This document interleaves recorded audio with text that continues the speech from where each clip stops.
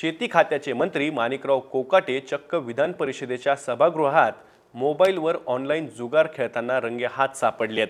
त्यामुळे त्यांच्यावर टीकेची झोड उठली असली तरी कृषी मंत्र्यांच्या या कृतीमागचा हेतू सहानुभूतीपूर्वक समजून आपण घेतला पाहिजे। राज्यातले शेतकरी आसमानी आणि सुलतानी संकटांशी झुंज देताना अक्षरशः मेटाकुटीला आलेत।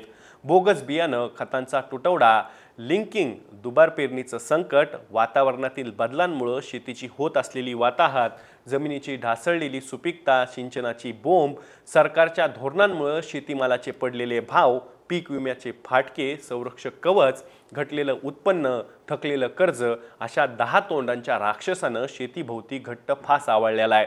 अशा परिस्थितीत सरकारच्या नाकारतेपणामुळे शेतकऱ्यांना दिलासा देण्यात आपण अपयशी ठरलो आहोत ही उद्विग्नता मनात दाटून आल्यामुळे वैफल्यग्रस्त होऊन आता जुगार तरी खेळून बघू असा विचार कृषी मंत्र्यांनी केला असावा।